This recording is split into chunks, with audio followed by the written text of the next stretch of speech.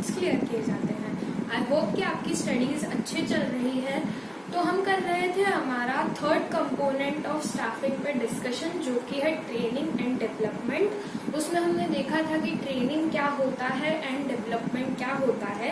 अब हम उसका इम्पोर्टेंस डिस्कस करने वाले हैं कि क्यों आखिर किसी भी ऑर्गेनाइजेशन में स्टाफिंग फंक्शन करते time, while performing the staffing function, क्यों हमें किसी एम्प्लॉय को ट्रेनिंग देनी पड़ती है, क्यों किसी को हमें डेवलपमेंटल अपॉर्चुनिटीज प्रोवाइड करानी पड़ती है। So we are going to discuss the importance of training and development in any organisation. Training and development की बात करती हूँ दोस्तों, तो इसमें 2 व्यूज है, ठीक है। 2 व्यूज है।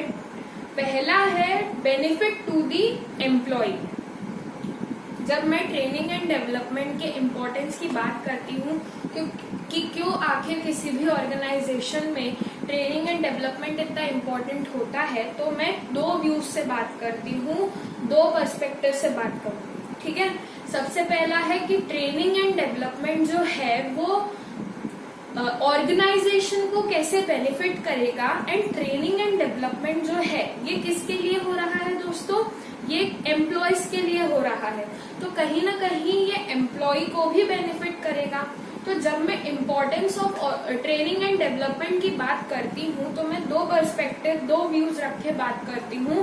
पहला है बेनिफिट टू द ऑर्गेनाइजेशन, कि ट्रेनिंग एंड डेवलपमेंट कैसे किसी ऑर्गेनाइजेशन को बेनिफिट करेगा, एंड ट्रेनिंग एंड डेवलपमेंट कैसे किसी एम्प्लॉय को भी बेनिफिट कर सकता है।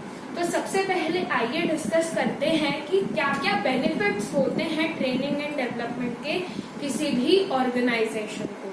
सो बेनिफिट्स टू दी ऑर्गेनाइजेशन, पहला है no wastage of time, effort and resources.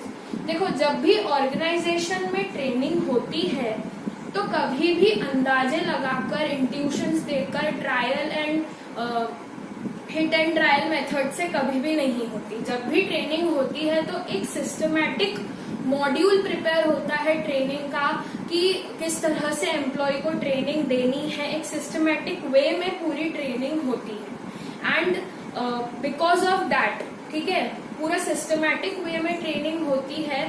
तो जो ऑर्गेनाइजेशन के पास टाइम है, एफर्ट्स हैं उनके, एंड जो रिसोर्सेज अवेलेबल होते हैं उनमें कोई भी वेस्टेज नहीं होता।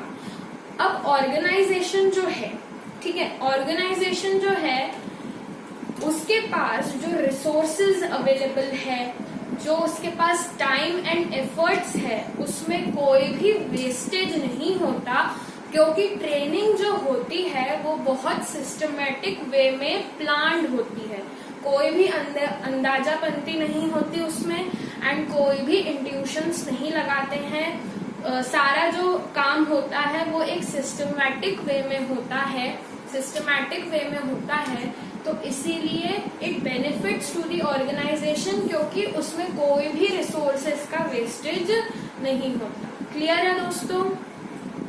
चलिए, next point is higher profits. अब क्या होता है, एम्प्लॉयज को ट्रेन किया जाता है, एंड एम्प्लॉयज को ट्रेन करने के बाद क्या होता है दोस्तों, उनकी जो प्रोडक्टिविटी है, उनकी जो वर्किंग प्रोडक्टिविटी है वो इंक्रीज होती है ना।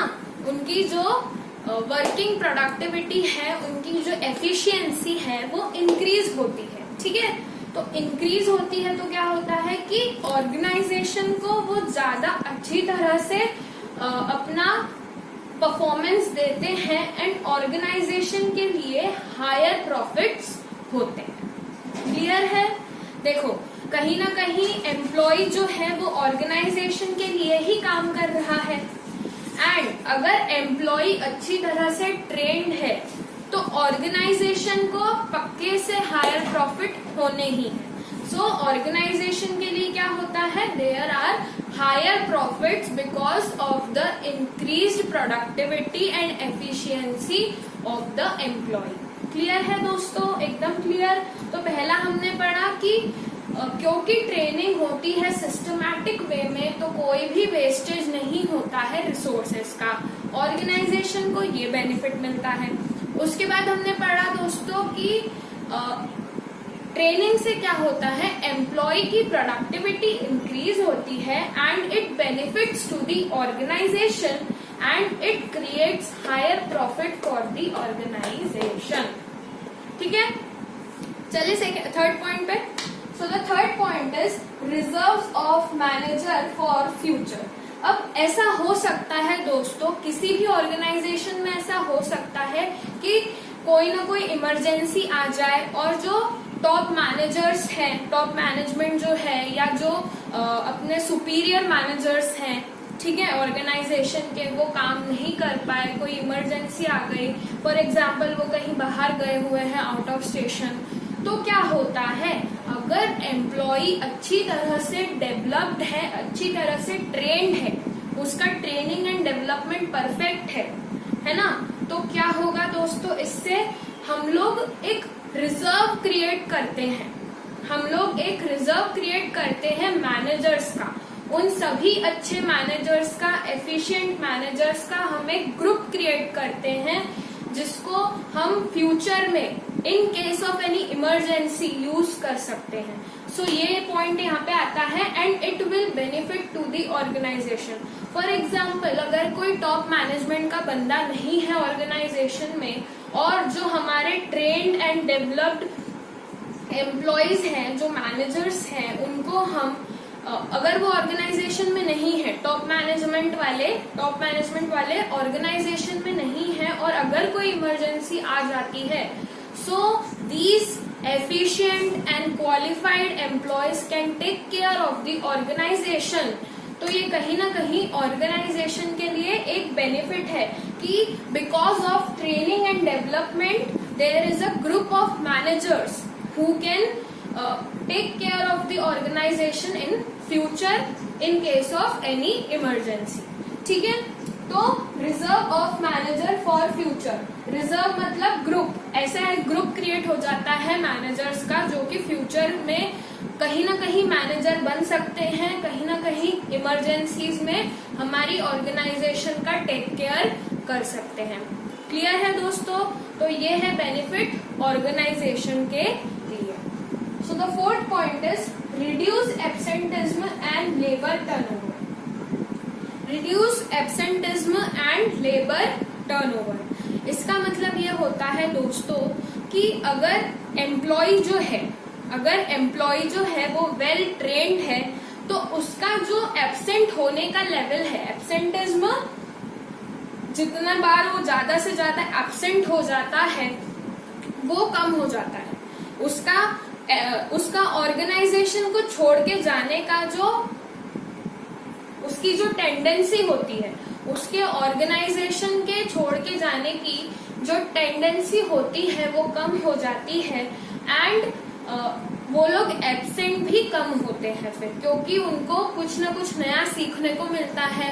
ठीक है, कहीं ना कहीं उनको एफिशिएंसी आने लग जाती है काम करने में। तो ये लोग जो भी एम्प्लॉयज ट्रेंड होते हैं वो कभी भी अपनी ऑर्गेनाइजेशन को छोड़ के नहीं जाते हैं, मतलब इनका जो लेबर टर्नओवर है वो रिड्यूस हो जाता है एंड वो एब्सेंट भी कम होते हैं। So it is a benefit to the organisation, क्योंकि फिर ऑर्गेनाइजेशन की जो फंक्शनिंग है वो एक स्मूथ वे में चलती रहेगी, तो ऑर्गेनाइजेशन को यहाँ पर बेनिफिट है। क्लियर है दोस्तों? एकदम क्लियर। चलिए, fifth point is response to fast changing environment. अब क्या होता है, जो एम्प्लॉयज होते हैं वो according to the environment, according to the changing environment, according to the dynamic environment ही ट्रेन किए जाते हैं। सो जैसे ही कोई चेंज आता है ऑर्गेनाइजेशन में, वैसे ही वो तैयार रहते हैं उस चेंज से रिस्पॉन्स करने के लिए। जैसे ही ऑर्गेनाइजेशन में कोई चेंज आता है वैसे ही वो एम्प्लॉयज खड़े होते हैं उस चेंज को रिस्पॉन्स करने के लिए। सो जो भी चेंजेस होने हैं ऑर्गेनाइजेशन में उसे हम एफिशिएंटली अप्लाई कर सकते हैं जब जो हमारे एम्प्लॉयज है वो वेल ट्रेन्ड हो। ठीक है दोस्तों, आई होप आपको ऑर्गेनाइजेशन के बेनिफिट्स क्लियर है। सबसे पहला क्या था दोस्तों, सबसे पहला है कोई भी वेस्टेज ऑफ रिसोर्सेज नहीं होता है जब हम बेनिफिट टू द ऑर्गेनाइजेशन की बात करते हैं, जब हम ट्रेनिंग की बात करते हैं। तो ट्रेनिंग जो होती है वो सिस्टमैटिक वे में होती है, एंड सिस्टमैटिक वे में होने के कारण कोई भी रिसोर्सेज, टाइम एंड एफर्ट का वेस्टेज नहीं होता है। यहाँ पर दूसरा पॉइंट ये है दोस्तों कि जो एम्प्लॉय होता है उसकी प्रोडक्टिविटी, उसकी वर्किंग प्रोडक्टिविटी, उसकी एफिशिएंसी इंक्रीज होती है, and it generates higher profits in the organisation. ठीक है, and in case of any emergencies we can create managers, efficient managers, we develop efficient managers who can take care of our organization। ठीक है, और चौथा point ये है दोस्तों कि इससे क्या होता है, labour turnover and absenteeism reduce होता है। एंड फिफ्थ पॉइंट इज दोस्तों response to fast changing environment. इसका मतलब ये है कि कोई भी अगर चेंज ऑर्गेनाइजेशन में आता है तो we can easily respond to that change. Clear है दोस्तों? तो अब हमने देखा कि ऑर्गेनाइजेशन को क्या बेनिफिट है, अब हम देखेंगे कि एक इंडिविजुअल एम्प्लॉय को क्या बेनिफिट है। ये कहीं ना कहीं एम्प्लॉय के ट्रेनिंग एंड डेवलपमेंट से यहाँ पे ऑर्गेनाइजेशन को बेनिफिट हो रहा था। अब हम देखेंगे कि एम्प्लॉय के ट्रेनिंग एंड डेवलपमेंट से एम्प्लॉय को ही क्या बेनिफिट हो। So benefits to employees, first point is better career opportunities. अगर एम्प्लॉय के पास अच्छी ट्रेनिंग है, ठीक है, एम्प्लॉय के पास अच्छा एक्सपीरियंस है, एम्प्लॉय के पास वो अच्छा डेवलप्ड है, सो उसके पास बहुत सारी कैरियर अपॉर्चुनिटीज होती है, उसके पास बहुत सारे दरवाजे खुले होते हैं, and he need to choose one from it. Okay, so there are better career opportunities to the employees who are well trained and qualified. ठीक है, next point is more earnings. अब अगर एम्प्लॉय की प्रोडक्टिविटी बढ़ती है तो वो कहीं ना कहीं एक एफिशिएंट लेवल पे काम करता है, तो उसका जो मॉनेटरी बेनिफिट है वो भी उसे मिलेगा इन रिजल्ट ऑफ मोर अर्निंग्स। किस तरह से मिलेगा दोस्तों? मोर अर्निंग से, मतलब कि एम्प्लॉय ज्यादा से ज्यादा अर्न करेगा, मोर अर्निंग्स कमाएगा because of his increase productivity. ठीक है दोस्तों, तो दोस्तों यहाँ पे क्या है, एम्प्लॉय को किस तरह से बेनिफिट हो रहा है। सबसे पहले तो उसकी जो कैरियर अपॉर्चुनिटीज है उसके पास बहुत सारी हो जाती है, एक अच्छा पैकेज उसे मिल सकता है when he is well trained employee. And second thing is उसकी जो अर्निंग्स है वो भी बढ़ सकती है because of his increase productivity. ठीक है, and the third point is efficient handling of resources. अब ये यहाँ पे क्या होता है, जैसे एक एग्जांपल के लिए मैं आपको बताऊं कि पहले हम मैन्युअली हर काम, अकाउंटिंग जो हम करते हैं वो पहले मैन्युअली करते थे, हाथ से पूरे अकाउंट्स बनते थे वगैरह वगैरह। अब क्या हो गया है, कंप्यूटर हो गया है। सो ऑब्वियसली जहां पर भी कंप्यूटर्स का यूज होता है वहां पर एम्प्लॉय को ट्रेन किया गया होगा। सो यहाँ पे वो कंप्यूटर्स को बहुत अच्छी तरह से हैंडल कर पाता है ना। जो कंप्यूटर्स हैं उनको वो बहुत अच्छी तरह से हैंडल कर पाता है। तो यहाँ पर एम्प्लॉय को क्या बेनिफिट हुआ है ट्रेनिंग एंड डेवलपमेंट का, कि ऑर्गेनाइजेशन के पास जो रिसोर्सेज है वो उसे बहुत अच्छी तरह से हैंडल कर सकता है, दैट इज एफिशिएंट हैंडलिंग वो कर सकता है। ठीक है दोस्तों, fourth point is increase moral. तो कहीं ना कहीं अगर एम्प्लॉय को अर्निंग्स ज्यादा मिलती है तो उसका मॉरल हाई रहता है कि किस तरह से वो अपने ऑर्गेनाइजेशन के लिए बेटर परफॉर्म करे, एंड किस तरह से वो अपनी प्रोडक्टिविटी इंक्रीज करते रहे कि उसे मोर अर्निंग्स मिले। तो वहां पे उसका जो मॉरल होता है, उसका जो मोटिवेशन होता है वो बहुत हाई होता है because of the training and development जो उसे ऑर्गेनाइजेशन देती है। ठीक है दोस्तों, so the fifth point is less chances of accidents. देखो दोस्तों, यहाँ पे जो थर्ड पॉइंट है एंड फिफ्थ पॉइंट है ये इंटर रिलेटेड है। कैसे मैं बताती हूँ। अगर देखो जो एम्प्लॉय है वो रिसोर्सेज अच्छे से हैंडल करेगा, उसे पता होगा कि कौन सा रिसोर्स किस तरह से यूज करना है, तो एक्सीडेंट्स नहीं होने वाले, तो there are less chances of accidents. ठीक है, तो these are the benefits to the organisation of training and development and these were the benefits of the training and development to the employees. I hope आपको clear होगा कि training and development इतना important क्यों होता है किसी भी organisation में। इसके हमने दो व्यूज देखे, दो पर्सपेक्टिव देखे। पहला था to the organisation and to the employee. So for the next video, please subscribe to my channel and thank you for watching my video. Thank you.